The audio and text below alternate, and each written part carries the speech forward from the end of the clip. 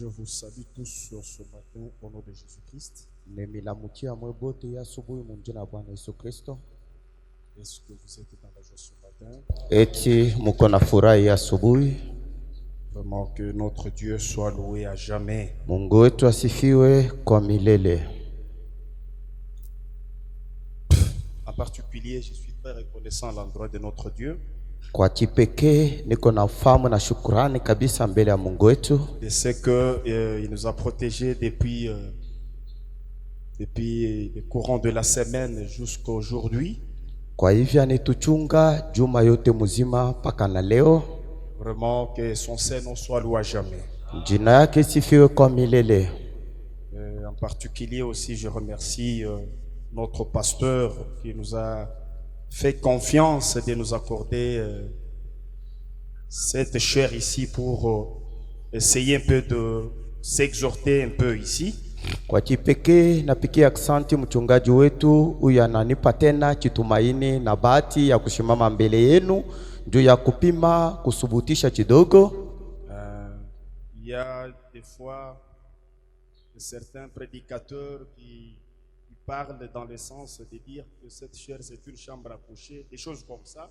Kuiko bahubiri bengine banasemaka nyumbani ni chumba ya kularia munamna ya vile. Bon, moi je n'ai jamais dit cette écriture-là. Mie shiasomaka ile andiko ile. Mais je comprends ça par rapport aussi à la manière que Frère Branham a prêché. Niko nelewa ile kufuatana na namna ile ndugu Branham naye arubiriaka hayo. Moi je comprends ça dans le sens que c'est ici que la vie sort. Niko nelewa muile namna ya kusema huku ndio kunatokea uzima.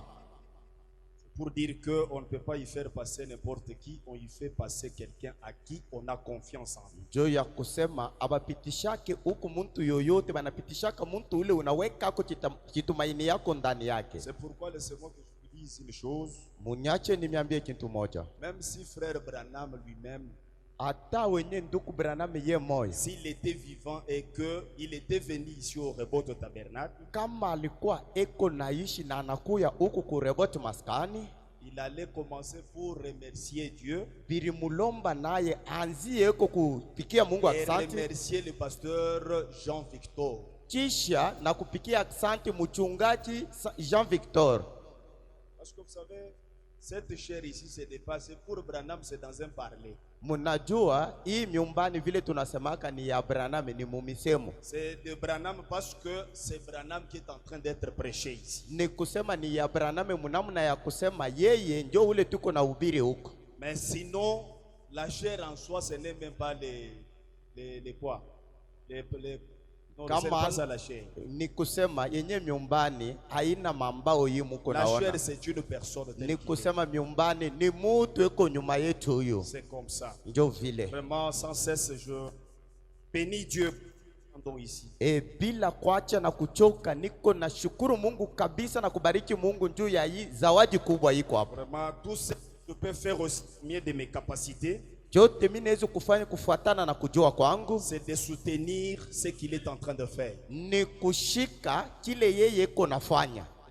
Il est en train de faire tant que je suis témoin comme vous ici. Na kile iko nafanya vile nami niko mshuhuda saa vile. Ce qu'il est en train de faire c'est de nous amener à en kile iko nafanya ni kuitufikisha mkuingia ndani ya Kristo. Il est en train de travailler comme Frère Branham est venu juste pour unir l'épouse avec son époux qui est le Seigneur Jésus-Christ. Eko natumika paka vile ndugu Branham alikuwa kuunganisha bibi harusi na Bwana Yesu Kristo. Et c'est ce que tous nos auxiliaires nous sommes en train de faire, c'est d'amener l'épouse de Christ à s'unir à son époux qui est le Seigneur Jésus-Christ. Jo kile shebote bahubiri tuko nafanya njuu ya kusema kuleta bibi harusi enda ungane na Bwana Yesu Kristo. Et laissez-moi vous dire que dans la manière de prêcher, il y a des prédications circonstancielles par rapport au temps dans lequel nous nous retrouvons par conséquent. Niko nataka kuniambia sema munamuna ya kuhubiri kuiko mahubiri kufuatana na zawadi iko na muntu ndani yake.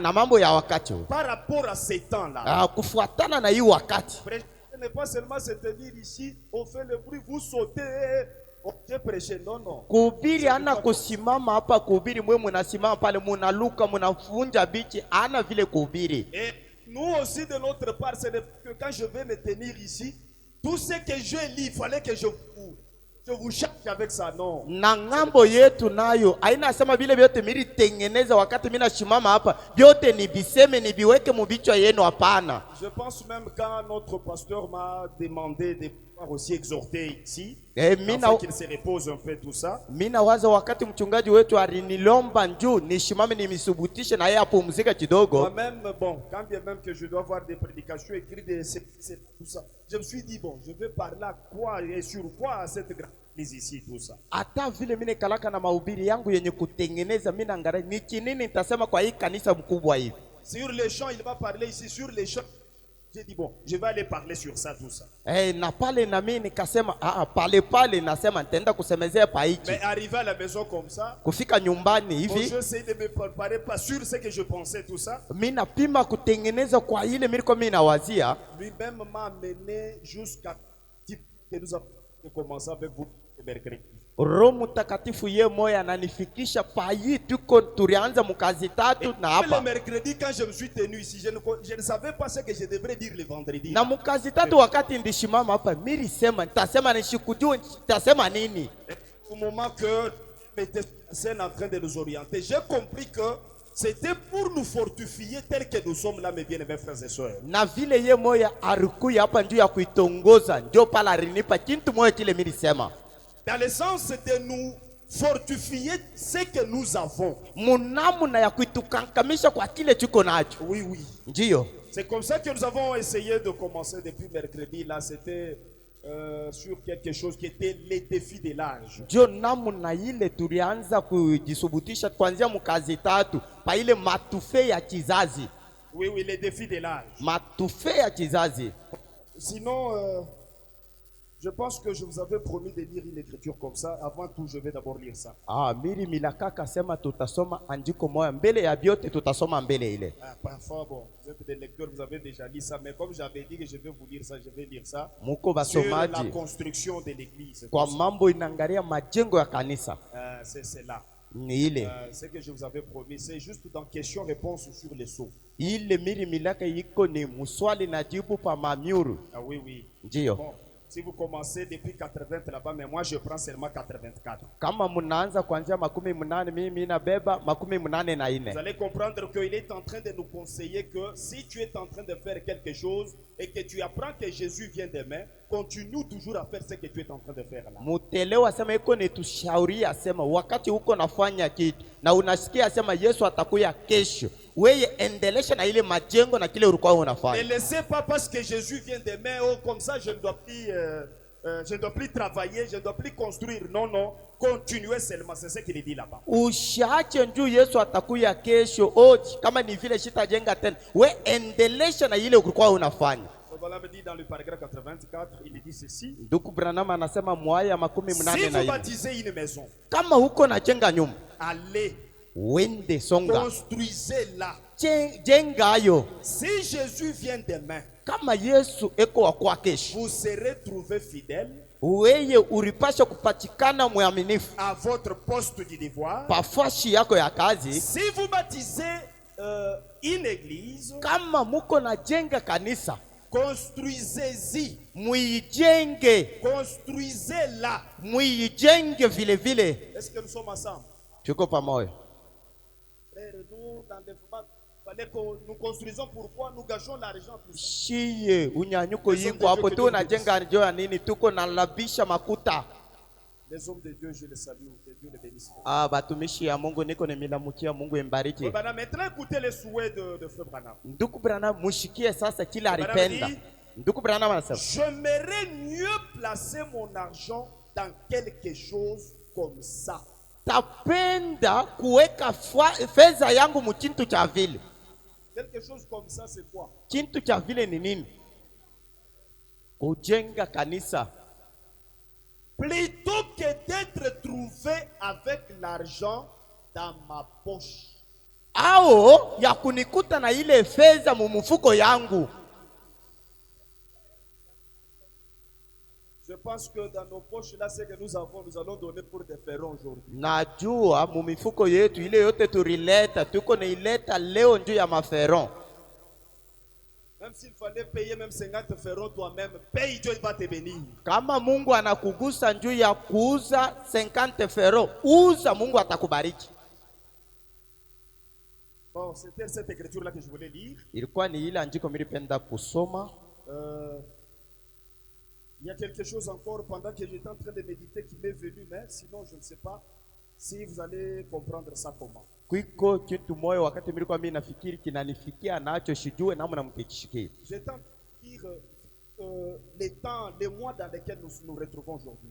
Nilikuwa niko nasoma kwa mambo inapatana na hii mwezi tuko nayo leo. J'ai entendu ici pendant que j'étais au bureau les moniteurs en train de demander aux parents pour le cadeau aux enfants, pour les faire réjouir et consorts et consorts. Mimi nasikia mwalimu wa shule konambia wazazi paripe ile makado ndio ya watoto. Mais j'étais en train de lire un peu quelque chose. D'ailleurs, plusieurs fois, plusieurs endroits. Zaidi mafashi ya mingi. Frère Branham en train de remercier et dire que j'ai reçu les cadeaux de Noël comme ceci. Ndugu Branham eko napikia banduku asante sana mimi pokea ile zawadi ya Noel. J'avais reçu les cadeaux de Noël, ceci et cela, tout ça. Il faut dire aussi les temps et les mois auxquels il était en train de vivre à ces moments-là. Nilipokea mazawadi ya watu walinitumia kufuatana na bila alikuwa iko naishi mwile wakati. Oui. Ndio. Vous savez, mes frères bien-aimés et sœurs, mnajua banduku banaume na banamuke, Branham dit qu'un vrai père c'est votre pasteur. Est-ce que vous croyez comme ça? Ndugu Branham anasema baba wa kweli ni mchungaji wenu, mnaamini ile? Frère Branham dit, si je ne m'abuse pas, bon, c'est quelque part là-bas, il dit que en fait, vous qui êtes là, Ndugu Branham anasema fashi moyo hivi, anasema mwe benye kukua pale, nous qui sommes là, shie benye kukuya hapa, nous qui sommes là, shie benye kukuya hapa, nous devons être fiers ou fiers de notre pasteur. Est-ce que vous croyez comme ça? Bine tulomba kukua na fieri yote ya mchungaji wetu, mnaamini ile? Il est celui qui veille à nos âmes du 1er décembre, 1er janvier au 31 décembre. Eko ye peke, eko na kesha pa manafsi kuanzia siku ya kwanza ya mwezi ya kwanza tina siku ya mwisho ya mwezi ya 12. C'est quelque chose qui m'est venu juste, c'est une entre parenthèses, parce que nous sommes en train de vouloir que Dieu puisse mettre sa main sur ce que nous sommes en train de faire. N'est-ce pas ça? Ni kitu kinanifikia mimi naweka kwa mumukono vile juu tunapenda Mungu aweke mkono yake mkile tuko nafanya. Vous savez, dans cette vie ici, mnajua muyi maisha hii, la main qui donne c'est celle qui reçoit. Mkono ile inaletaka ndio paka ile inapokeaka. Quelque part là quelqu'un dit mais c'est quoi aussi, prêche-nous seulement et puis tout. Mumakutano huko kuko mwingine yuko nasema ni nini ile unataka kusema uitubiri tu. Frère Branham était en train de parler dans un super signe. Ndugu Branham anasema muile alama ya juu. Paragraphe 166. Aya ya 166. Frère Branham dit, Ndugu Branham anasema, j'ai reçu de très bons cadeaux de Noël. Nilipokea mazawadi moja mzuri ya Noel. Une caméra. Kamera moja. Une caméra moja et beaucoup d'autres choses, na bintu bingine, des fusils et autres, mabunduki na bingine, que les gens qui m'aiment m'ont donné.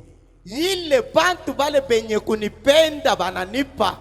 Je pense que nous aimons notre pasteur, c'est ça? Na waza sema na shie tunapenda mchungaji wetu. Ana ile mes sœurs, nous aimons notre pasteur, c'est ça quand même. Badada tuko na tunapenda mchungaji wetu, ana vile. Laissez-moi vous dire, ce que j'ai toujours constaté du côté de nos soeurs, elles ont toujours été froides, je ne sais pas si c'est quoi. Kintu moyo mimi naonaka mara yote ngambo ya badada hii, banekalaka paka babaridi sijue ni nini. Bon, Dieu va vous aider seulement. Mungu atemisaidia. Je voulais juste lire ça pour vous montrer que le pasteur de l'âge, nilipenda kusoma ile njoo ya kunionyesha sasa wenye mchungaji wa kizazi, les moments pareils qu'on préparait pour donner aux bébés et aux enfants les cadeaux de Noël, les gens qui l'aimaient beaucoup préparaient quelque chose pour lui. Muyiwa mawakati ya hivi ile balikuwa beko natayarisha ko bintu njuu ya batoto. Bale balikuwa benye kumupenda na bo balikuwa beko na mufanyishia ko bitu. Je pense que Frère Branham me dit que ce jour-là, mina waza sema ndugu Branham anasema ile siku ile, avant que tu te rencontres avec Frère Branham, mbele ya wewe kukutana na ndugu Branham, il y a celui qui va te montrer Frère Branham. Kuiko ule atakuonesha ndugu Branham. C'est ton pasteur. Ni mchungaji wenu. Ton pasteur sera devant toi. Mchungaji wako ule atakuwa mbele yako. Et toi derrière lui. Wewe nyuma yake. Bon, c'était une parenthèse. Si ça va vous aider, vous allez comprendre ce qui était mon souci. Et entre parenthèses, vous comprendrez ce que je m'aimerais dire. Ni mumikono inaweza itakusaidia na kuweka tena mumikono vile mtelewa kile mimi nipenda kusema. Ce que je m'aimerais dire est que préparons les cadeaux pour notre pasteur. Kile mimi nataka sasa kuiambia ni kusema tutengeneze makado juu ya mchungaji wetu. Oui. Les cadeaux, ce n'est pas seulement des vestes de $1000 et ceci et cela. Non. Même des chaussettes, même des cravates, même des boutons machettes, même tout ça, ce sont des cadeaux qui sont préparés pour notre pasteur, pour lui montrer l'amour que nous avons à son endroit. Makado anapaka mankoti ya bei, ata mabilatu, ata byakula bya kunyumba, bile byote ata malinette munaweza kumletea. Des bonnes robes parfois pour son épouse. Mankanjo mwema saa zingine ndio ya des bons habits parfois pour ses enfants. Manguo mzuri ndio watoto yake. C'est ça. Et ça va lui donner la joie dans son cœur là. Et Frère Branham dit, quand Dieu est quoi? Quand le pasteur est satisfait, l'église aussi satisfaite, Dieu au ciel est satisfait. Et à ce moment-là, les défis que nous n'avons pas remportés en 2024, c'est possible que Dieu entre sur la scène avant la fin de 2025, que nous puissions littéralement remporter cela. Est-ce que Rebo Tabernacle, nous sommes ensemble? Vraiment, si vous avez compris, que Dieu vous bénisse beaucoup. Acceptez maintenant de vous tenir debout si on peut. C'était juste une parenthèse que je voulais. Quelque chose qui m'était venu pendant que je méditais là. Mais sinon, je pense que je ne dirais pas que je terminais. Même ce que j'ai préparé ici, je ne les terminais même pas. Je ne dirais pas que j'ai terminé. Je termine. Même ce que je préparais, j'amenais ici. Je ne les terminais pas. Et personne ne terminera la parole de Dieu. Ok, mais ce que Dieu voulait qu'on comprenne, c'est ce que nous sommes en train d'achever parfois aujourd'hui. Je suis toujours dans 1 Samuel chapitre 17. Aujourd'hui je prends seulement 45 et je vais aller jusqu'à 47.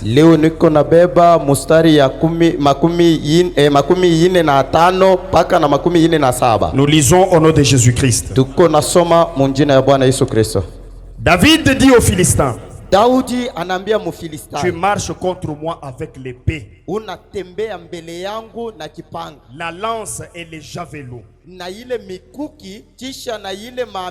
Et moi, David, je marche contre toi au nom de l'Éternel des armées, du Dieu de l'armée d'Israël, que tu as insulté. Aujourd'hui, l'Éternel te livrera entre mes mains. Je t'abattrai et je te couperai la tête. Aujourd'hui, leo hii je donnerai les cadavres du camp des Philistins aux oiseaux du ciel antabeba mauti ya mukempi ya Bafilistini kubandeke baanga et aux animaux de la terre. na kubanyama babudongo Et toute la terre na budongo yote saura qu'Israël a un Dieu. itajua sema Israeli eko na Mungu. Et toute cette multitude Na hii bwinji yote saura que ce n'est ni par l'épée, batajua sema ana kupitia kipanga ni par la lance, wala kupitia mishale l'Éternel sauve. ile wa milele eko na okoa, Car maana la victoire appartient à l'Éternel. ushindi ni wa milele Et il vous livre entre nos mains. na eko nemitoa katika eko nemitoa mu mikono yetu. Bien-aimé Père Céleste, nous te sommes infiniment reconnaissants, Jésus. Nous savons que, en tant que des êtres humains, nous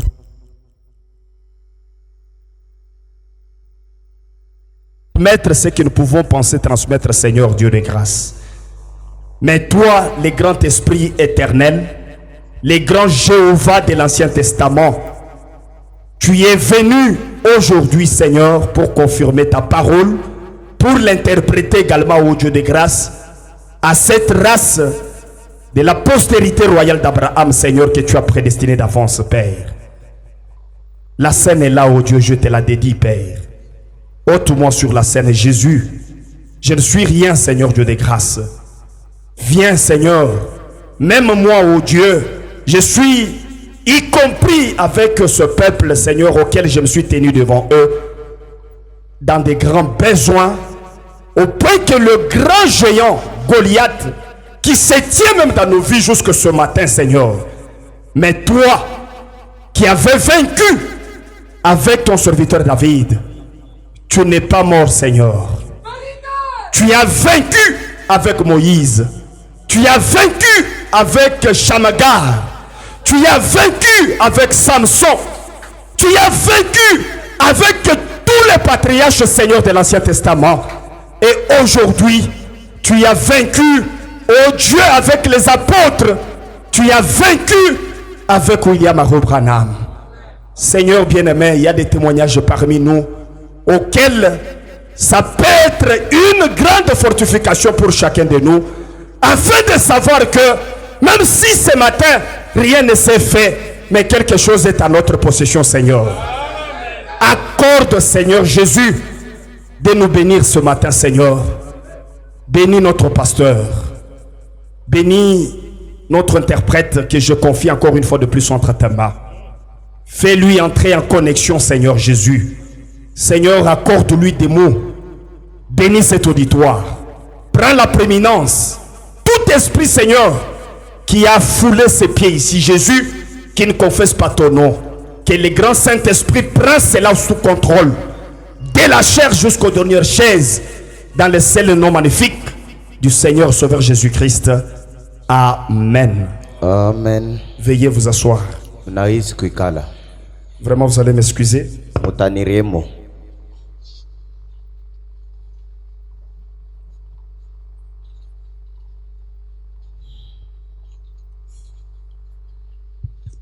Vraiment, que le Seigneur Dieu vous bénisse.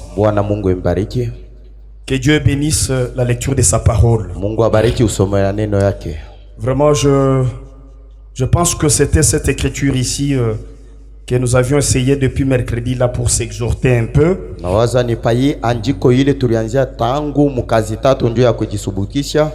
Tel que nous sommes assis là, j'ajoute un peu encore Hébreux chapitre 6 et quoi, chapitre 11 verset 6.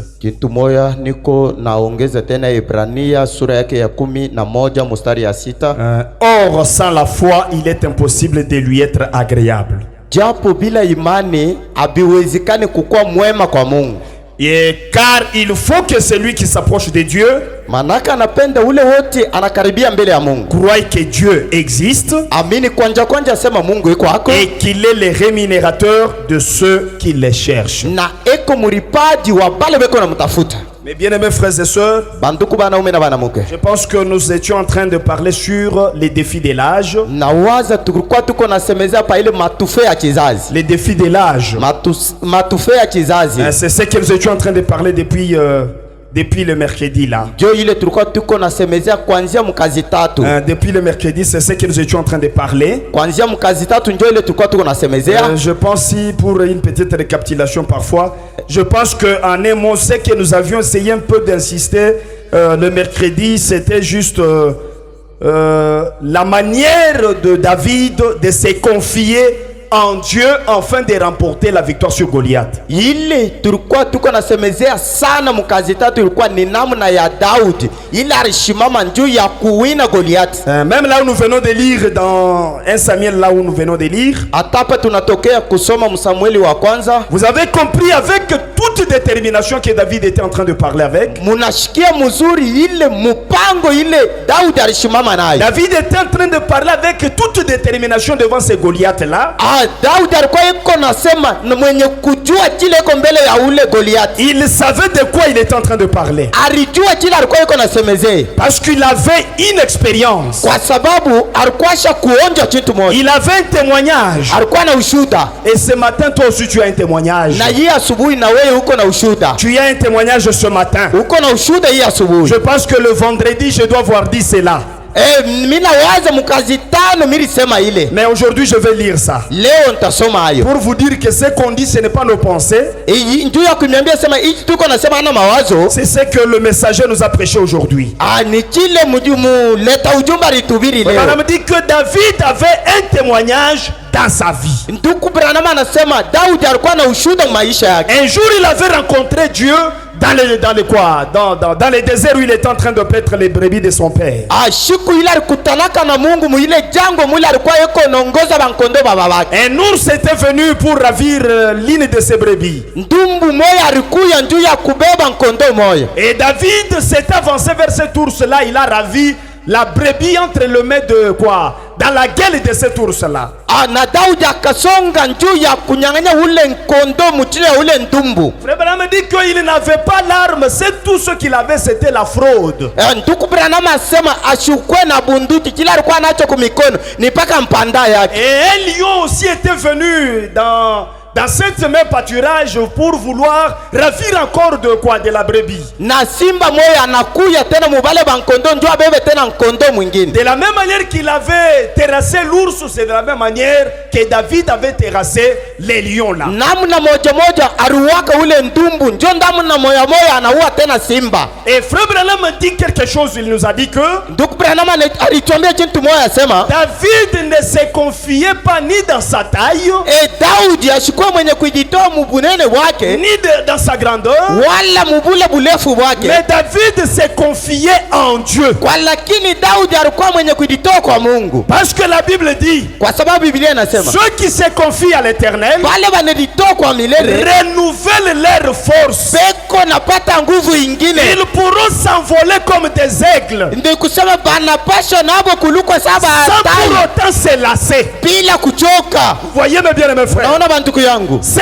confier en Dieu. Kujitoa ndani ya Mungu. Vous voyez? Mnaona? Une fois Israël était menacé encore par une certaine nation comme cela. Mara ingine Israeli naye barikuwa kumkombanisha kwa hindi ingine. C'était à l'époque où Josaphat était roi de Juda si je ne m'abuse pas. Et Akab aussi roi d'Israël si je ne m'abuse pas. Ilikuwa ni muhile wakati ilikuwa Akab alikuwa naye mfalme wa Israeli vile. Et pendant que Josaphat avait réuni tout le monde pour prier, demander la grâce de Dieu et de savoir comment s'en sortir dans ces défis-là. Wakati ile ule Josaphat aliita taifa juba ombe Mungu juba toke mwile matufe. Dieu était descendu dans ces réunions de prière là. Mungu alishukaka mwile mkutano yabo ya maombi. Par les moyens secondaires, kupitia namna ya pili, il leur fortifiait pour dire, akeba kankamisha na kusema, peuple d'Israël, taifa ya Israeli, peuple de Juda, taifa ya Juda, Ne craignez pas. Musiongope. Les Syriens qui viennent ici, Ababa Syriens beko nakuya. ne les craignez pas. Mushibongope. Confiez-vous en Dieu. Mwijitoe ndani ya Mungu. Confiez-vous en ses prophètes. Mwijitoe ndani ya yeye Et banabii. vous réussirez. Na mutawina. Vous réussirez. Mutawina. Et demain matin, avec précision. Munamu na ile ilikuwa na hakikisho. Avec précision. Na hakikisho. Hein? Dans d'autres îles, ils ont dit que demain matin, Na bengine wakibambia sa kesho asubuhi vous allez sortir pour aller les rencontrer. Mutatoka njuu ya kwenda kukutana nao. Parce que ce n'est pas vous qui combattra. Kwa sababu ana mwe ndio batakombana. C'est moi votre Dieu qui combattra votre place. Ni mie Mungu wenu atakombana pafashi yenu. Mon frère, ma soeur. Dada nduku. Esaïe nous dit quoi? Isaya anatuambia. Esaïe nous dit que l'Éternel qui nous a appelés. Isaya iko anatuambia sa uamini ule il nous a appelés pour le salut. Arituita ndio ya il nous prendra par sa main puissante. Il nous prendra par sa main puissante. Il nous établira pour traiter alliance avec ce peuple que vous voyez ici. Il y a vraiment à se confier en Dieu. Il y a à se confier en Dieu. Fabana me dit que l'âge dans lequel nous vivons. Il parle ça, c'est dans les dieux de cet âge mauvais, si je ne m'abuse pas aussi comme ça. Il dit que les défis de cet âge ici sont plus élevés au point que personne ne peut remporter cela. Il fallait se confier en Dieu, car c'est lui qui peut nous élever de tous les défis. C'est ça, madame, je suis dans la persévérance ici. Je pense que je suis en train d'avancer comme ça. Je suis dans la persévérance. Prêchons le 16 novembre 1963 parce qu'il y en a beaucoup.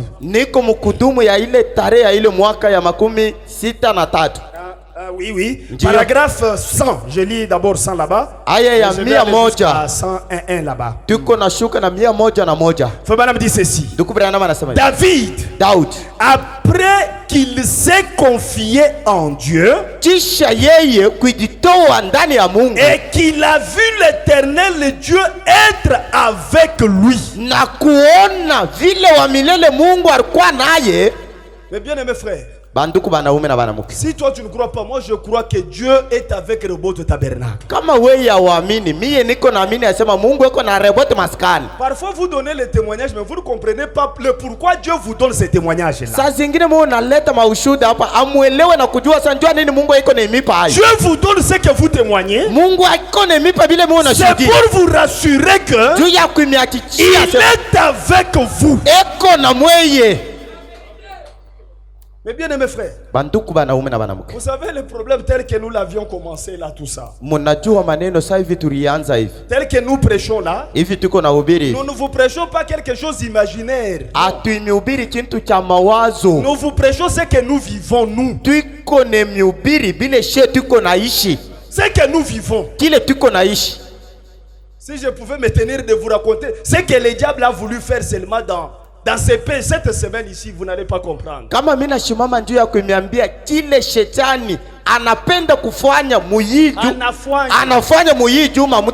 Vous n'allez pas comprendre. C'est pour dire que tel que nous le déclarons là, nous sommes devant les responsabilités d'assumer cela. David s'est confié en Dieu parce que il savait que Dieu était avec lui. L'Éternel qui l'avait aidé à tuer tout seul un ours et un lion aussi. Et alors il a pris courage. Il a pris courage parce que Dieu était avec lui. Est-ce que tu peux aussi avoir courage parce que Dieu est avec toi? Parce que la Bible dit quoi? Que c'est lui qui s'approche de Dieu, qu'il croit que Dieu existe. Amini kwanja asema Mungu yuko wako. Et c'est Dieu qui existe là. Na ule Mungu ule yuko wako. Il est le rémunérateur de ceux qui les cherchent. Eko muripaji wa bale beko na mtafuta.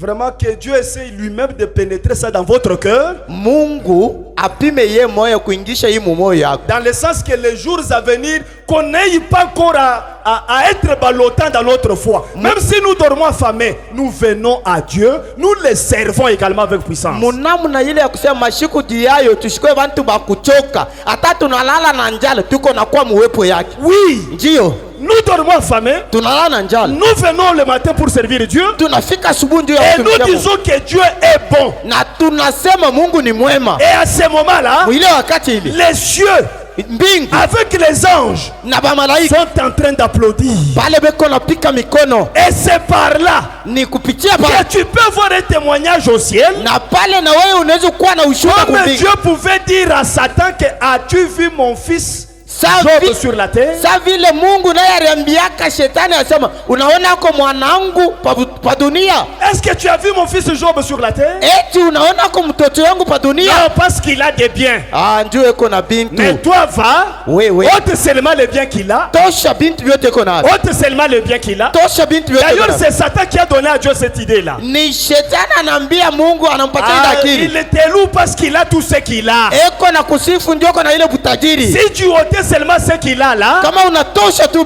va te maudire en face. Dieu, comme il savait bien son fils, il a dit à Satan, va-t'en. Ce n'était pas à cause du péché que Job avait commis. Job n'avait pas commis un péché pour mériter ce qu'il était en train de vivre. Pour mériter ce qu'il était en train de vivre.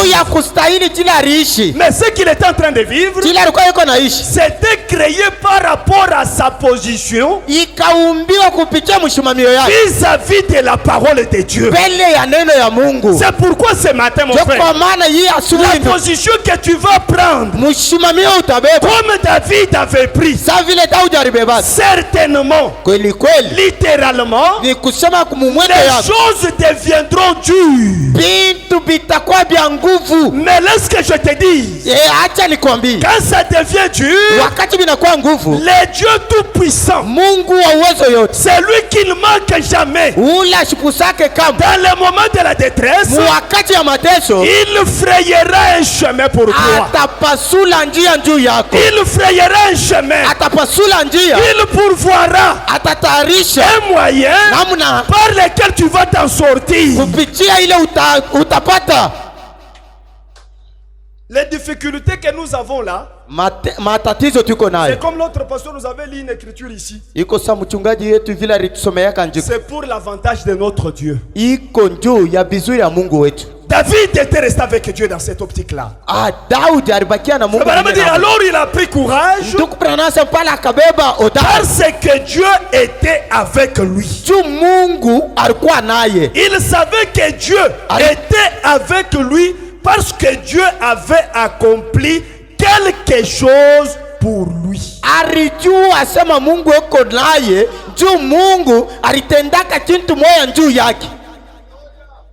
Ici, il n'y a personne qui dira que Dieu n'a jamais fait quelque chose pour moi.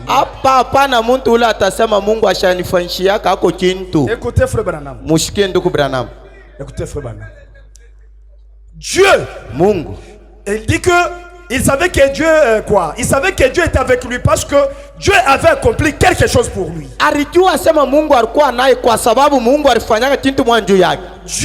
a accompli quelque chose pour vous.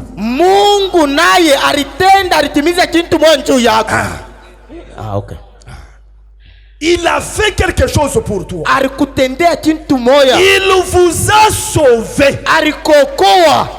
Frère Branham a dit, c'est le plus grand miracle qui soit.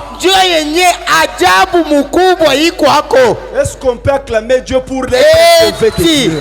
tunaweza kupikia Mungu mikono juu ya ile kitu mkubwa alifanya. Mon frère, ma soeur, Dada nduku, même si tu ne te sens pas bien ce matin, hata uidishike mzuri asubuhi, mais souviens-toi que Dieu t'a sauvé. kumbuka tu asema Mungu Tel alikoko. qu'il t'a sauvé la vie, Sa vile alikoko kuzima. il est capable de faire quelque chose encore. Eko na mawezaji tena ya kufanya kitu kingine. D'ailleurs, ce n'est pas moi qui dis, c'est Branham. Ana mimi eko nasema hii ni Branham. Branham dit que, Branham anasema eh bien, mzuri. il est prêt à faire quelque chose d'autre. Eko tayari ya kufanya hako tena kitu kingine. Est-ce que nous attendons que Dieu fasse quelque chose tu ou connais- bien nous sommes comme ça vaguement? Eti tuko na chunga asema Mungu anaweza kufanya hako kitu kingine, wala tuko paka tuko na waya hivi, Ou bien nous venons seulement pour venir, au tuko na kuya hapa njoo ya kusema bantu wote wewe na kuya pour parloter du n'importe comment. njoo ya kusema chochote. Quand nous venons à Dieu, Wakati tunakuwa mbele ya ce Mungu, n'est pas notre pasteur qui a la solution à nos problèmes. ana mchungaji wetu huyo eko na jibu kwa maneno Ce yetu, n'est pas lui. ana yeye C'est lui qui a la solution. ule eko na C'est jibu. celui qui t'a appelé ici. Ni ule alikuita hapa, C'est celui qui t'a sauvé. ni ule alikokoa, C'est lui qui connaît même ta valeur. ule anajua bei yako, Ta valeur à toi. bei yako C'est wewe, lui qui la connaît. ule Ce anejua, n'est pas l'homme. ana mutu. Ma soeur, Dad, laisse que je te dise. acha Ce nikwambie, n'est pas ton mari là qui connaît bien ta valeur. ana mume wako ule anayua bei yako mzuri. No. Hapana, Ce n'est même pas ta femme là qui connaît ta valeur, mon frère. banduku, ana bibi yako ule anayua chile Si wiki. elle connaissait ta valeur, Kama alijua chile le wiki, moment où le souffle ne sera plus, wakati ile pumzi haitakuwa tena, pendant que nous serons en train de t'amener là-bas dans la terre, tout ça, wakati tuko na kupeleka kumifuka kule, elle sera la première de dire, pale atakuwa wa kwanza oh, kusema faites-moi sortir de cette bague ici. hii bage hii muitoshe huko. Oui, pasteur, faites-moi sortir comment? Unitoshe, baitoshe njoni. Faites-moi sortir comment? Unitoshe hiyo. C'est pour dire que Juu ya kusema c'est lui qui connaît réellement. ula najua sana zaidi Réellement. zaidi vya kweli, Ah, ta valeur, bei yako c'est le Seigneur Jésus-Christ. ni Bwana Yesu Kristo, C'est le Seigneur ni Jésus-Christ. Bwana Yesu Kristo. Quand tu as Dieu, Wakati uko na Mungu, quand tu reconnais que tu es avec lui, wakati unajua mzuri asema il uko naye, t'a appelé, yeye ndio alikuita, il s'est révélé à toi, alijifunua il ndani t'a yako, sauvé la vie, alikokoa il uzima. est capable de faire toute autre chose. Eko ye peke eko na mawezaji ya kufanya vitu vingine. Tous les défis qui s'élèveront dans ta vie, Matufe yote itasimama maisha yako, il est capable eko na mawezaji de remporter toujours la victoire. ayawe paka uwine. Fabien m'a dit, Ndugu Branham anasema il est prêt à faire quelque chose d'autre. eko tayari kufanya kitu kingine, Et le temps est arrivé na maneno ilikuya où Goliath a fait sa fanfaronnade ile Goliath aliririsha maparapanda yake. et, Aka ile Goliath aliritapa eh bien, mzuri. David a dit, Daudi akasema, vous voulez dire que vous allez laisser cet incirconcis?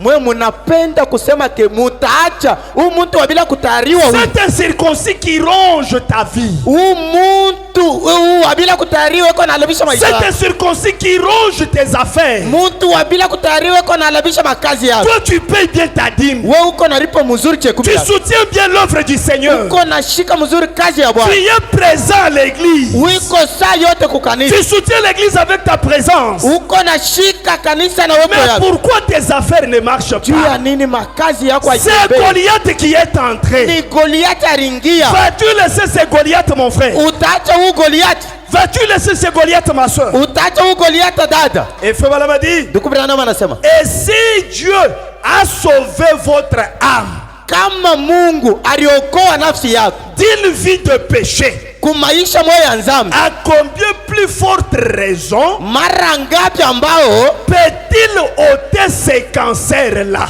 anezi kuondosha tena ile kansa? Là, c'est le paragraphe 105. Ni aya ya 105. Est-ce que réellement, Eti kweli kweli Dieu qui a sauvé ta vie, Mungu ule ton aliokoa âme du péché, ile nafsi yako ne kuzama, peut-il pas te sauver de ces cancers là. Ashezi tena kukokoa ile kansa. Maintenant le cancer c'est ton problème que tu as là. Kansa ni maneno ile uko nayo. C'est le problème que tu as là. Ni maneno uko nayo. Dieu là, Mungu il m'a sauvé la vie. Aliniokoa kuzimu. Il m'a délivré du péché. Ananitosha kunzambi. Et aujourd'hui je suis esclave du message. Na leo mimi nakuwa mtumwa wa ujumbe. Pendant que les autres marchent avec des pantalons dans la rue. Wakati ile banamuke bengine wanatembea na mapantalo. Les jeunes garçons marchent avec des tailles basses aujourd'hui. Babiana banaume wako natembea na matai basi. Mais aujourd'hui un jeune homme de 30-35 ans, il apparaît comme un vieux de 40 ans. Leo hii kijana wa miaka 35 Comme un vieux de 45 ans 50. Anaanza kuonekanika samu À ndani ya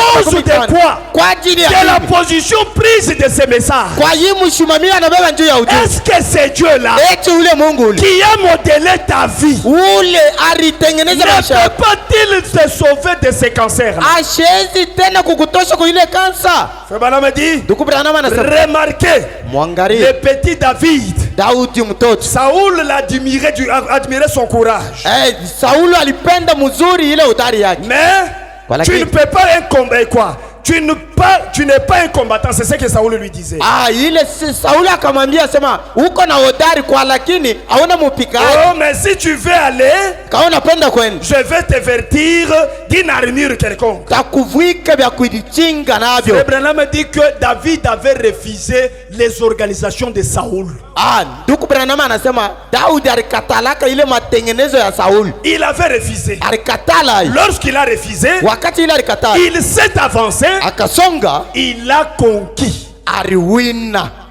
Frère Branham dit, quand David a lancé cette pierre-là, wakati ile Daudi alitupa ile jiwe, lui-même ne regardait pas est-ce que c'est parti. Ye moya shukweko naangalia mkusema yo ile iko nenda, yo ile iko nenda. Frère Branham dit qu'il y a des gens qui ont la foi pareille. Une foi imaginaire. Ndugu Branham sasa kuko bantu beko na imani ya vile, imani moya ya kuwazia. Il prend les grains de maïs. Grain de maïs. Anabeba mbeko moya ya mwingi. Il part les semer. Anaenda kuipanda. Le matin. Asubuhi. Il se réveille. Est-ce que c'est ça? Lorsque tu es en train de relever encore cela, wakati ile uko na lamusha, tu es en train de déranger l'avancement. Uko na labisha itasonga mzuri. Ne rêve pas encore ça. Wewe ushende kuitosha. Tel que tu as déjà semé cela. Sasa kuipanda. Attends seulement. Chunga tu. La loi de la reproduction. Sheria ile va établir cela. Mungu atalamusha hayo. Ce n'est pas tes capacités. Ana kupitia kujua kwako. Ce n'est pas ta sagesse. Ana kupitia hekima yako. Ce n'est pas ton intelligence. Ana kupitia akili yako. C'est la loi de Dieu. Kwa lakini ni sheria. La loi de la reproduction. Ni sheria ile ya c'est ce que Frère Branham a dit. David s'était confié en Dieu. Alitoa mwa Mungu. Et il s'est vagué à autre chose. Na pale kisha kujitoa anaanza kuangalia mambo ingine. Il s'est vagué à autre chose. Et qu'est-ce que Dieu a fait? Dieu a quitté le ciel. Il est entré dans la pierre. Il est parti. Goliath était un grand guerrier. Goliath a vu la pierre. Il a vu la pierre. Il a dit cette pierre vient comme ça. Il est parti. Il est parti comme ça. Le mouvement que Goliath était en train de prendre. La pierre tout doucement. Tout doucement. Il part comme ça. La pierre lui suit. Il part comme ça. La pierre lui suit. Jusqu'à ce qu'il l'ait touché sur le front. Ça arrive au niveau du front. Est-ce que expliquez-vous une simple pierre, comment ça va tuer un géant de 3 mètres? Une pierre, un caillou qui ne pèse même pas 5 kilos. Pas même 2 kilos si je ne m'abuse. Pas même 2 kilos. Mais une personne qui mesurait 3 mètres de hauteur. Comment cette pierre-là peut abattre cet homme-là? Que cela révolte votre foi, mes bien-aimés. Que cela révolte votre foi. ile itomboshe imani yenu, Relève votre foi. ipandishe imani La yenu, foi en Dieu. imani ndani ya Mungu. Rien n'est impossible à Dieu. Hakuna hata kimoja cha bila Et kuwezekana kwa frère Mungu. Branham dit, Ndugu Branham anasema à celui qui croit, kwa ula naamini rien n'est impossible. hakuna kile cha bila kuwezekana. Rien. Hakuna, Rien. hakuna. C'est comme ça le vendredi, mes bien-aimés frères. Njo ile mkazi tano banduku Nous banduku. avons essayé de lire une écriture là-dessus. Quelque part là. Turipima kusoma andiko moja Pour ile. montrer que Juu ya nous kuonesha voyons la vie de David. tuko naona maisha ya Daudi. Nous a présenté l'attitude qu'il a pris vis-à-vis de ce que Dieu avait dit. Inetonesha hali ile alibeba kumbele ya Mungu. Et nous a prouvé de la foi Na qu'il avait en Dieu. na inetuachishia kwa imani ile alikuwa nayo ndani ya Mungu. Parce que sans la foi, Kwa sababu bila imani Goliath ne devrait pas être terrassé. Goliathi bilikuwa nguvu ya kumwangusha. David ne pouvait pas être agréable devant Dieu. Daudi anshupasha kukuwa mzuri mbele ya Mungu. Mais parce que David croyait en Dieu, Juu Mungu sasa vile Daudi aliamini ndani ya et Mungu. ce que Dieu l'avait déjà fait. Kwa kile Mungu alikuwa shamfanyishi. Tu ne peux pas voir la foi si ce Dieu ne t'a pas fait quelque chose dans ta vie. Hawezi kukuwa na imani kama huu Mungu huyu ashakufanyisha kitu maisha yako. Parce que la foi, Kwa sababu imani c'est Dieu qui te donne ça. ni Mungu peke yake ndio inakupa. Frère Branham dit la foi c'est le Saint-Esprit. Ndugu Branham anasema imani ni Roho Mtakatifu. C'est le Saint-Esprit. Ni Roho Mtakatifu. Frère Branham dit qu'il fallait que Dieu fasse quelque chose dans ta vie pour que tu sois réellement un chrétien. Ndugu Branham anasema binalomba Mungu afanye kitu muhimu maisha yako ndio ukwe kweli kweli Mkristo. Si Dieu ne t'a pas fait quelque chose, Kama Mungu ashakufanyisha kitu, tu ne le seras plus jamais. hautakuwaka kama mwaminifu. C'est ce que Frère Branham dit. Ndio kile ndugu Branham Mais anasema. quand Frère Branham nous parle de la foi que David a manifestée, Wakati ndugu Branham tusemezea kwa ile imani et Daudi nous alionyesha. prenons ça pour nous aujourd'hui. Na tuko na beba ile njuu yetu leo. Pour nous aujourd'hui. Njuu yetu leo. Et nous sommes en train de voir que le vendredi, nous avons lu une écriture ici dans confirmation et évidence. Mukazi tano tulisoma andiko ile inasema hakikisho kile abionesho. Confirmation et évidence. Hakikisho na kionesho. Et Frère Branham dit que Ndugu Branham anasema nous vivons dans l'âge de la confirmation. tuko naishi mu kizazi cha hakikisho. L'âge dans lequel nous vivons, Kizazi hiki tuko naishi c'est l'âge des sceptiques. ni kizazi septique cha bubisho. Oui, l'âge des sceptiques Kizazi ambacho dans bubisho lequel nous vivons. mu ile tuko naishi. Et tout doit être confirmé. Na vyote vinapaswa kuhakikishwa. Aujourd'hui, Leo tu ne peux pas dire à quelqu'un, oh Dieu a fait. hawezi kuambia mtu asema Mungu alifanya. Dieu a fait dans ma vie comme ça. Mungu alifanya hicho maisha. Si quelqu'un ne voit rien, Kama mtu asione kitu, c'est difficile pour qu'il te croie.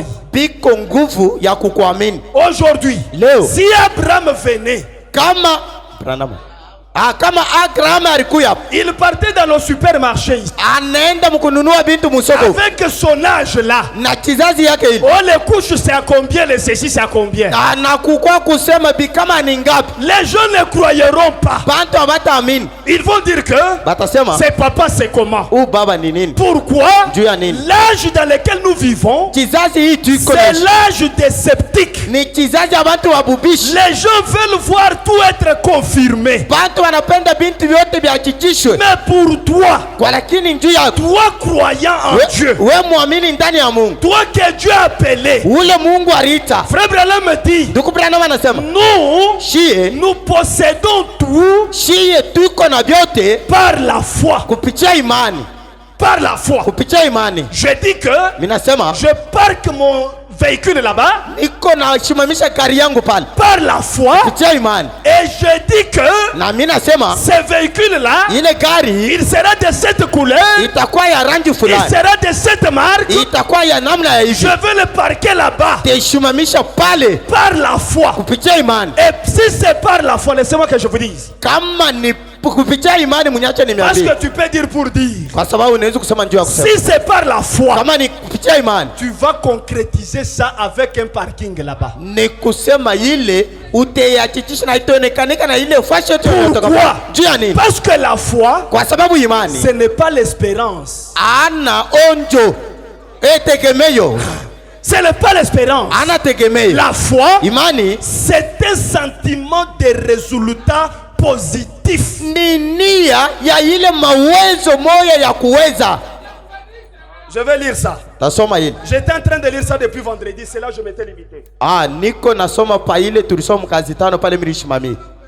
Dans confirmation évidence là. Muile achichisho ile ubiri. Je suis là en train de descendre 17 et je suis presque à la fin là-bas. Niko pale niko nashuka 17. Mais me dit que tout doit être confirmé. Ça doit être une évidence de la chose. Et l'évidence de la confirmation nous donne l'assurance de ce que nous recherchons. L'évidence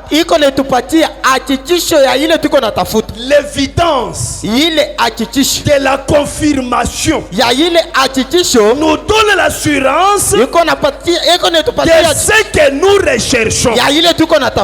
Lorsque l'homme achète une voiture, il doit avoir un acte notarié pour cette voiture-là. Et même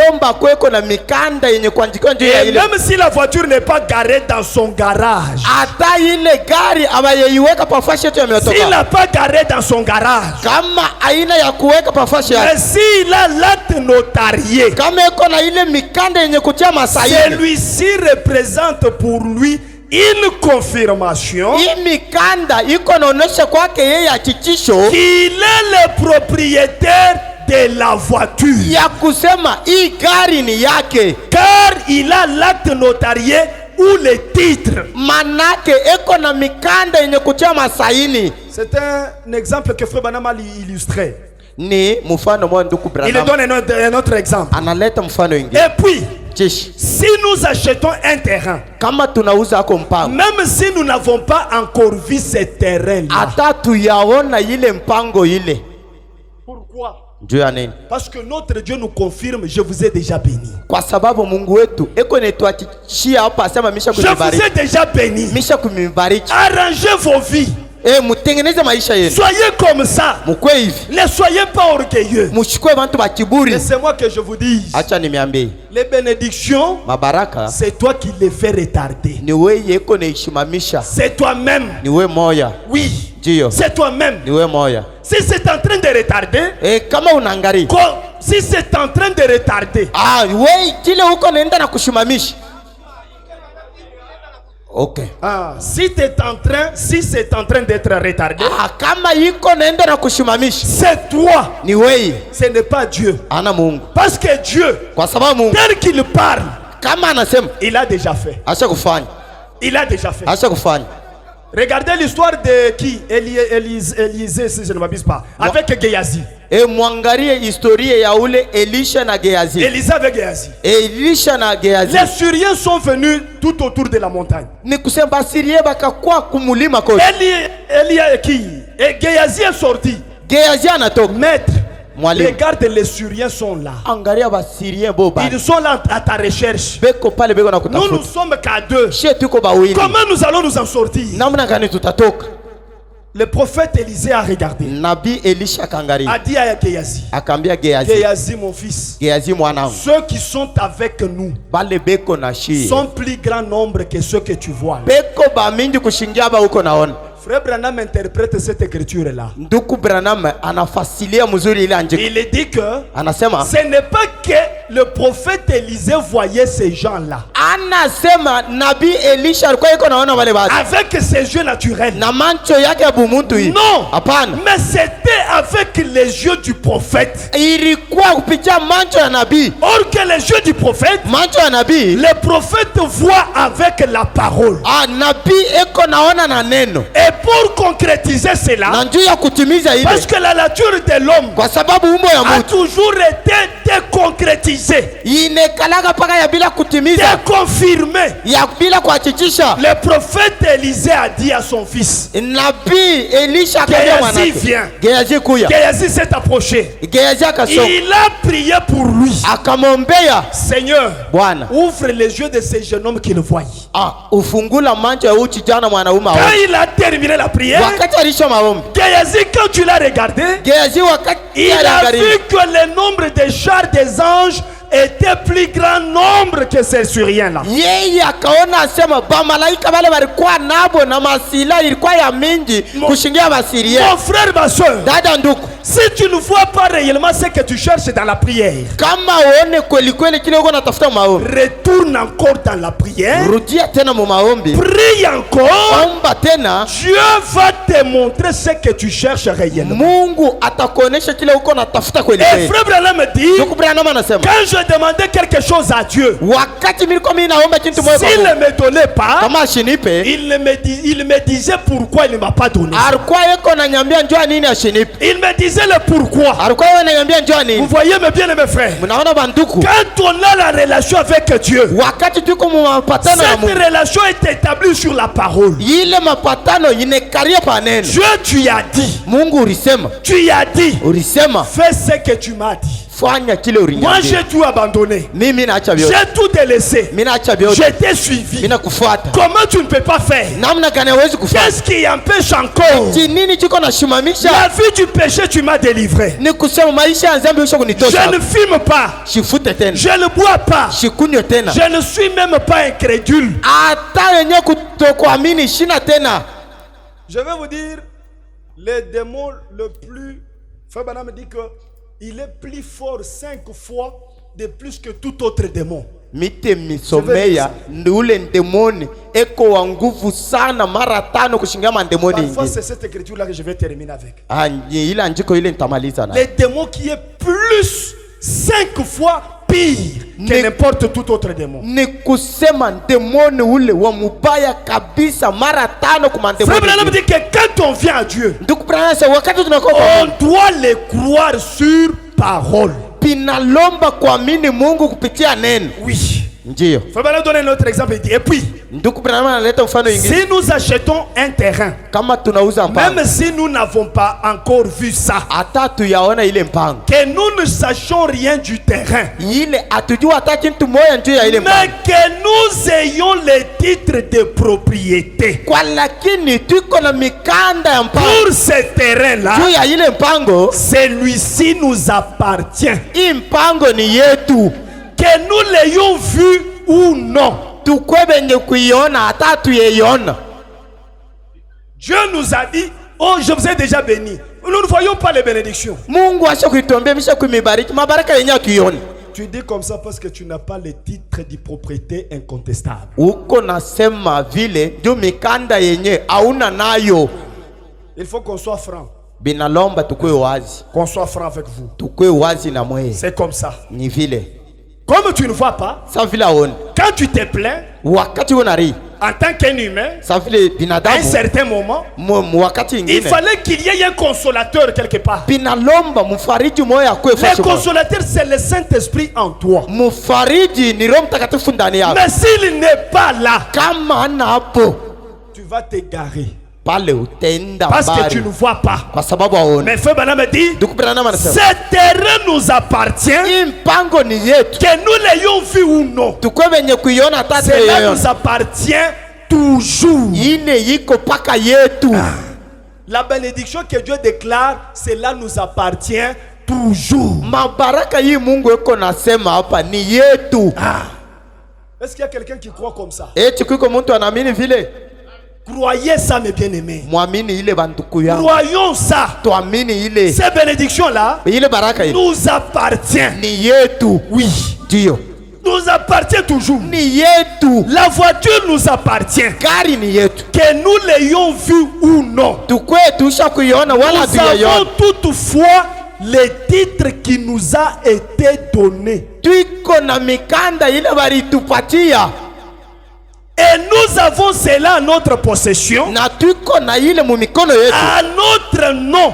Munjina yetu. Car ces titres Manake ile mikanda montrent que nous sommes propriétaires de cette voiture-là. iko naonesha sema shiye ndio benye ile Et gari. le titre de propriété nous dit que c'est notre propriété. Na ile mikanda iko netuambia sema hii gari ni yetu. Maintenant, Sasa dans les Hébreux où nous venons de lire, mui Bebrania humu on tunatoka nous kusoma. enseignait de nouveau que Banetufundisha mara ingine Hébreux sema 11, Ebrania la 11 foi imani est une ferme assurance des choses qu'on espère. Mais une ferme assurance des choses qu'on espère. La foi, ce n'est pas l'espérance. Mais la foi, c'est une ferme assurance de ce que nous espérons. Frère Branham dit, il dit quoi ici? Il dit que des choses qu'on espère, une démonstration de celles qu'on ne voit pas.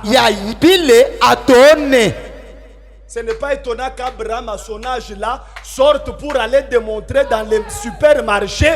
Oh, ces couvres ici, ça combien?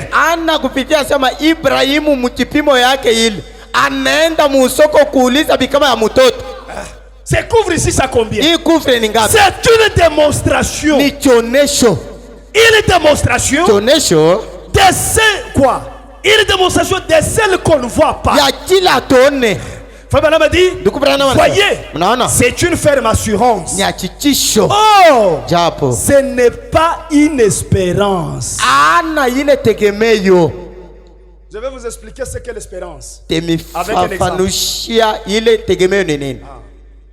Révérend Junior me dit, frère John, je vais te donner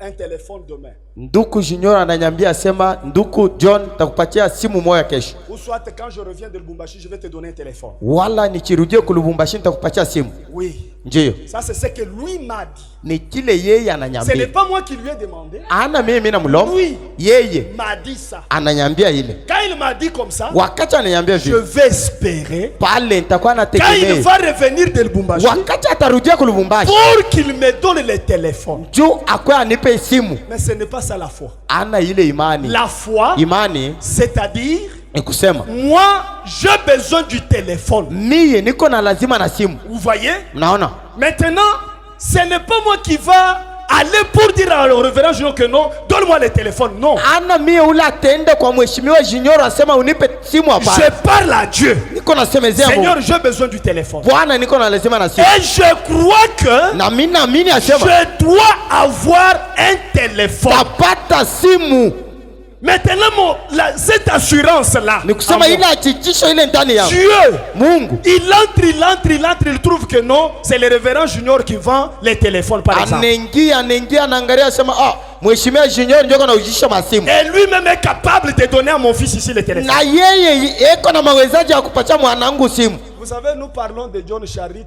John Charit a été béni. Dieu est venu là parler de donner quelque chose à quelqu'un inconnu.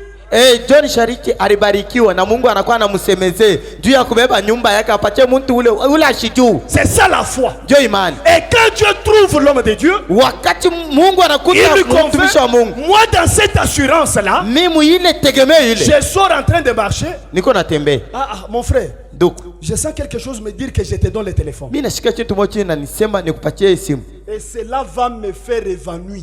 Na ile itanishangaisha. Ça va me faire évanouir. Itanishangaisha. Comment ça? Namna gani? Pendant que j'étais dans ma chambre, wakati ile miko je demandais à Dieu nikaomba Mungu qu'il me donne un téléphone. Ya kunipa simu. Maintenant Dieu a donné un téléphone. Mungu ananipa simu. Sans que je l'ai demandé à un humain. Bila mimi kwenda kuomba binadamu. Qu'est-ce qu'il a fait? Ni chini kilifanya. C'est la foi que j'avais dans ce que j'ai demandé à Dieu. Ani imani ile ndikuwa nayo mtile niliomba Mungu. Vraiment, si je n'ai pas bien expliqué, mais que le Saint-Esprit vous explique bien ça. La plupart des gens viennent avec l'espérance. Avec l'espérance. Mais la foi est une ferme assurance. Ce n'est pas quelque chose que vous espérez. Non. Lorsque la foi a trouvé prise, vous avez une ferme assurance. Pas juste un mythe.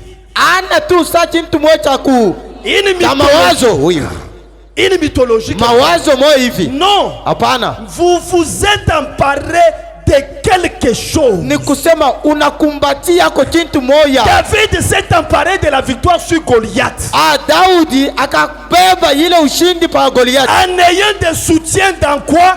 Dans la parole de Dieu. Mwenye kukua na mishimamio muneno ya Mungu. Et dans l'expérience qu'il avait vécue avec Dieu. Na muile onjo alishi na Mungu. Il savait que alijua asema Dieu n'est pas comme un homme pour mentir. Mungu ana kama mtu njoo ya kulala. Dieu n'est pas fils de l'homme pour se repentir. Mungu ana sa mtoto wa mtu njoo ya kutubu. Si Dieu a parlé kama Mungu alisema dans sa parole muneno yake, ce qu'il a dit, kila alisema il l'a déjà dit. asha kusema. Il a dit que celui qui croit en Jésus, anasema ula tamini ndani ya Yesu, il est déjà béni. asha kubarikiwa. Il est déjà béni. Asha kubarikiwa. Il est déjà béni. Asha kubarikiwa. Lui qui croit en Christ, ula naamini ndani il ya est déjà béni. Asha kubarikiwa. Et faut maintenant continuer, il dit. Il dit qu'il en est donc ainsi de la foi. Asema iko hivi nayo na La imani. foi, Imani c'est quelque chose que vous avez. ni kitu moja kile mko nacho. Vous savez que vous avez la chose. Unajua asema uko na kitu.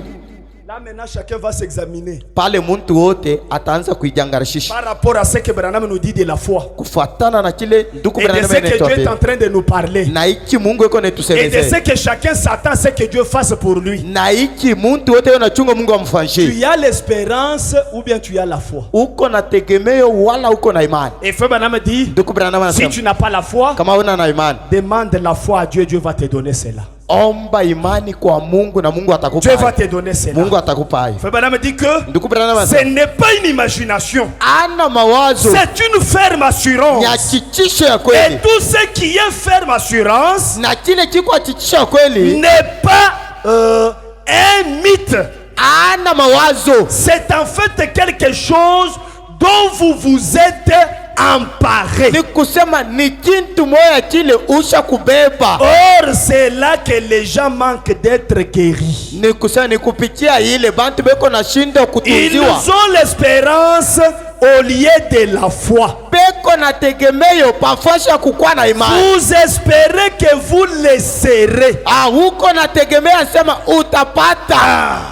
Vous espérez que je le serai. Wewe unategemea sema nitakuwaka vile. Vous espérez. Uko na tegemea. Vous avez en quelque sorte une foi imaginaire. Uko munamna ingine imani moja mawazo. Parce que vous sentez que vous vous êtes approprié de cela. Kwa sababu wakati unashikia sema kile kile Mais en fait, kwa lakini lorsque vous vous êtes emparé de la foi, wakati ile ushakamata imani, c'est une ferme assurance. nyakikisho C'est kamili, quelque chose de réel. ni kitu cha kweli. Est-ce que nous pouvons croire que ce que Dieu nous dit ici c'est quelque chose de réel? Eti tunaweza kuamini sema iki Mungu yuko anatuambia hapa ni kitu cha kweli. Que nous dormions affamés aujourd'hui. Tulale na njala leo, Comment capoter aujourd'hui? tukose mavazi leo, Comment chapier aujourd'hui? tutembelwa mukulu leo. Mais tant que nous restons avec Dieu, Sa vile tuko na bakia pa tant Mungu, que nous le faisons confiance, mpaka vile tuko naweka kitumaini ndani yake, nous sommes des fils de la promesse tuko batoto ba malako qui a été dit que bale baliambiwa nous posséderons chaque porte de notre ennemi. milango yote ya adui yetu tutaishika. Frère Branham dit, Ndugu Branham anasema c'est quelque chose de réel. ni kitu cha kweli. Alors, Japo vous vous y cramponnez. pale muko na bambacho. Je désire qu'on se craponne à tout ce que Dieu nous a déjà dit. Mina penda tubambe vile vyote Mungu asha kutuambia. Oui, oui. Je suis même presque à la fin. Niko karibu mwisho, Presque à la fin. karibu mwisho. J'aurais souhaité que Tapenda sema qu'on se craponne tusema tukumbatie à ce que Dieu nous a dit. kwa ile Mungu alituambia, Et enfin, na mwisho qu'on vive en conséquence de cela. tuishi benye kujua sema ile itafanyika. C'est ça. Wewe Qu'on vive en conséquence de cela. tuishi benye kujua Si réellement kama kweli kweli nous sommes sauvés de Dieu. tuko benye kukolewa na Mungu. Parce que Frère Branham, Kwa sababu ndugu Branham nous dit quelque chose. ndugu Branham anatuambia kitu moja, Je suis dans l'eau toujours présente du rocher. niko mwile ubiri ya kusema maji nekalaka paka karibu na mwamba. Je vois le temps est déjà parti. Bon. Souvent notre pasteur nous laisse avant 12h, mais moi j'ai pris votre temps. Vous m'excuserez seulement. Mais sinon nous sommes une église spirituelle. Nous ne sommes pas des poules mouillées pour dire que nous c'est seulement à 11h on quitte les tabernacles. Non.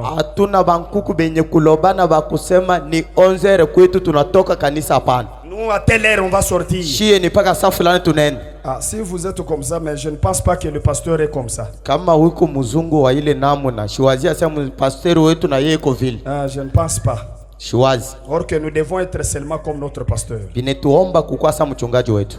Au moins que tu sois sauvé.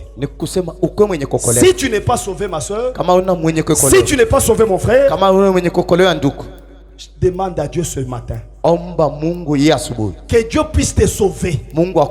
Sinon, tu ne remporteras pas les défis de cet âge ici. Je suis dans le paragraphe 152. Ah, si vous aurez le temps, allez lire de 152 jusqu'à 165. Vous allez comprendre réellement toute mon histoire. Mais moi, je lis quelque chose ici pour profiter, lire quelque chose d'autre, c'est fini. Vraiment, vous allez me supporter de quelques minutes de votre patience que je dois avoir pris. Frère Branham dit ceci. Quand vous êtes sauvé, Dieu vous donne la foi pour vous élever. Est-ce qu'on peut dire amen? Quand vous êtes sauvé, ce que Dieu te donne, la foi, pour vous élever, pour sortir de la saleté de la terre.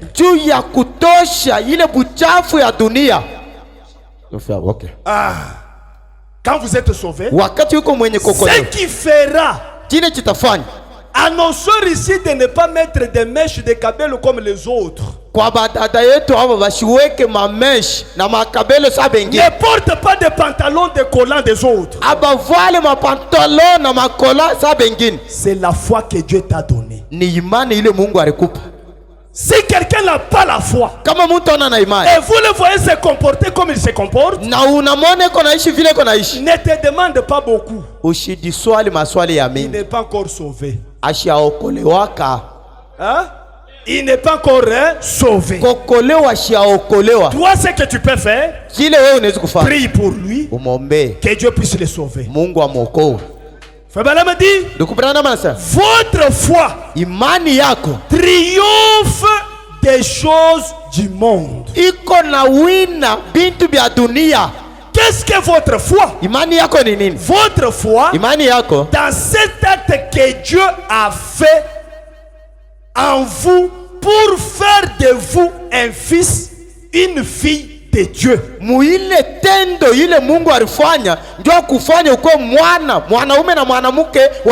C'est ça la foi que Dieu t'a donnée. Frère Branham a dit, il dit que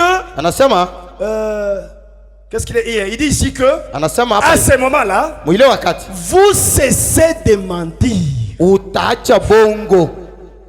Vous cessez de voler. Vous cessez de boire. Mes frères, prions pour nos frères qui boivent là. Prions pour eux. Dieu ne les a pas encore sauvés. Ils sont là pour nous aider à allumer ce feu. Oui. Prions pour eux.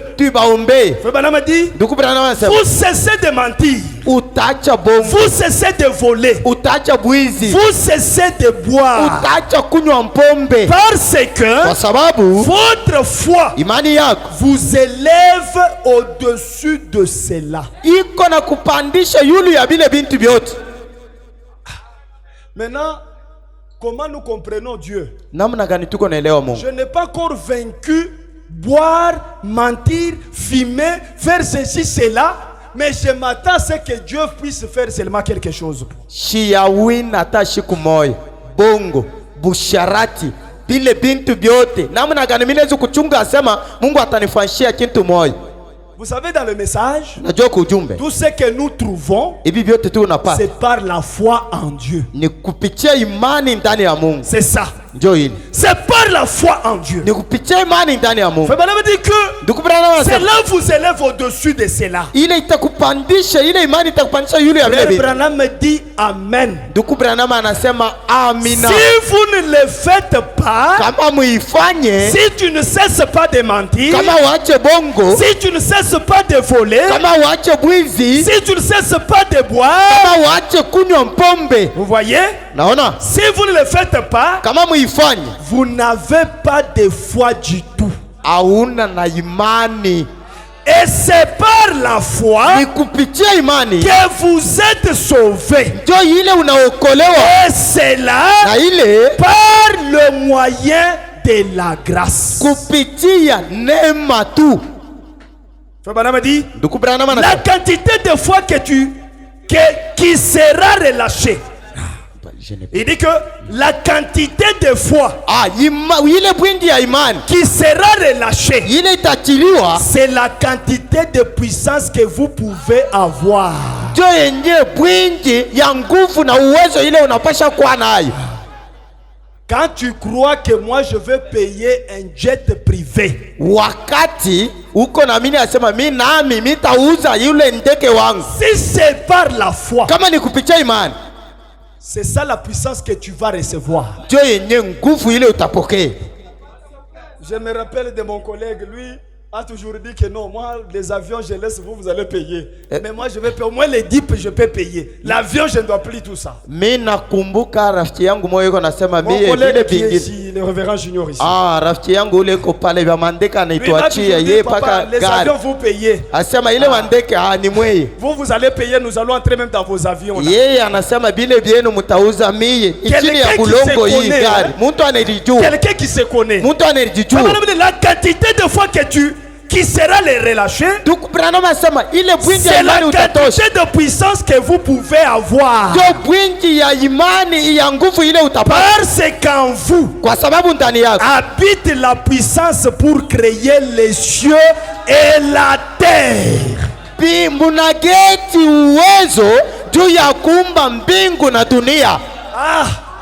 Est-ce que nous comprenons cette écriture? Eti tuko naelewa ile En vous là, ndani yenu tel que vous êtes là, sasa hivi mwiko pale, il y a la puissance yuko uwezo de créer les cieux ya kuumba et dunia la terre. mbingu na dunia. Amen. Que Dieu nous vienne en aide vraiment. Mungu akwe Frère Branham dit, Ndugu Branham anasema Dieu habite en vous. Mungu anageti ndani yenu. Dieu habite en vous. Mungu anageti ndani Et yenu. vous êtes fils et filles de Dieu. Na mwiko batoto yake banaume na banamuke. Amen. Amina. Vous y êtes. Mwiko hapo. Frère Branham dit, Ndugu Branham anasema mais lakini c'est votre foi. ni imani yenu. Ce n'est pas la foi du pasteur. Ana imani ya mchungaji. C'est votre foi. Ni imani yenu. C'est votre foi. Ni imani yenu. Jésus a dit Yesu alisema qu'il te soit fait selon ta foi. ikufanyishikie kupitia imani yako. Ce matin, Hii asubuhi qu'il te soit fait selon ta foi. ifanyishike kupitia imani yako. Que Dieu t'accorde ce que tu as besoin à la hauteur de ta foi. Mungu akupatie kile À la unacho imani grandeur de ta foi. kupitia bunene wa imani yako. S'il fallait que tu payes des avions, Kama binalomba uze mandeke, les avions ce n'est pas quelque chose de difficile à Dieu. mandeke hana kitu cha nguvu kwa Mungu. Dieu a créé la terre ici par la parole. Mungu aliumba budongo kupitia Les neno. avions ce sont les hommes Ni kusema mandeke ni watu qui ont construit cela. wale balitunga hayo. C'est encore possible Binawezekani tena de les acheter ya kuinunua si ta foi kama imani yako est grande. iko ya munene De payer l'avion, ya kuuza ndeke il te soit fait ikufanyia selon ta foi. kupitia imani yako, Qu'il te soit fait selon ta foi. ikutendekee kupitia Qu'il imani te yako, soit fait selon ta foi. ikutendekee kupitia imani C'est ce yako. que Jésus dit. Ndio kile Yesu C'est Si tu peux croire, si tu peux croire, toutes choses sont possibles ce matin. Et en vérité, je vous le dis, si vous dites à cette montagne, maintenant nous allons dire à cette montagne, si tu dis à cette montagne, la montagne là, c'est la crise, c'est la sécheresse, c'est la nudité, c'est la stérilité. Mais si tu dis à cette montagne, ôte-toi de là, et que vous ne doutez pas. Si tu dis et que tu ne doutes, mais si vous croyez en ce que vous avez dit, que cela te soit fait selon ta foi. Que cela te soit fait selon ta foi. Frère Branham parle dans l'œil de Dieu. Je ne lis pas ça, vous allez lire ça. Gardez déjà cette position-là. L'œil de Dieu. C'est une prédication prêchée le 25 avril et le 25 février 1958. Dans son paragraphe 25, Frère Branham dit les pires des démons avec lesquels on a à traiter, c'est les démons religieux. Ne sois pas religieux.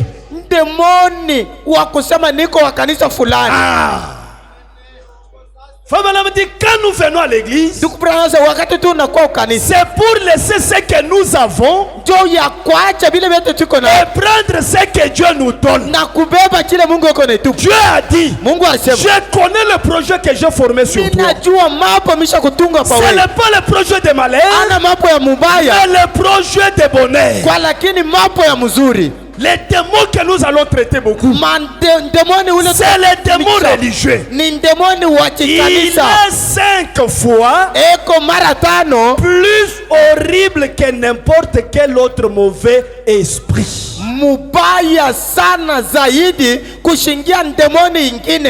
Mon frère, ma soeur, Jésus a dit qu'il te soit fait selon ta foi.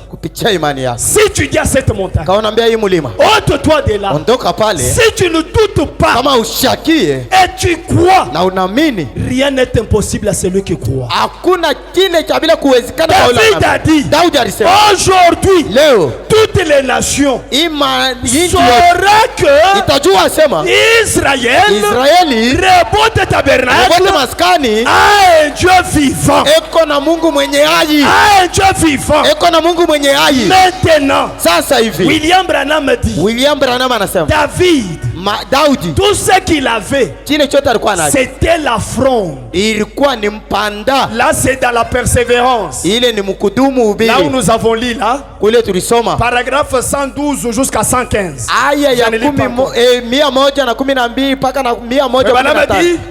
Tout ce que David avait, c'était la fronde dans sa main. Et la fronde qu'il avait, c'est ce qu'il s'est avancé avec. Mais moi, aujourd'hui, ce que j'ai, ce n'est pas la fronde, mais ce que j'ai, c'est la parole de Dieu. Tout ce que je vous demande, croyez dans cette parole et il vous sera fait selon votre foi. Pour ce matin, que le Seigneur te bénisse. Tout est possible à celui qui croit.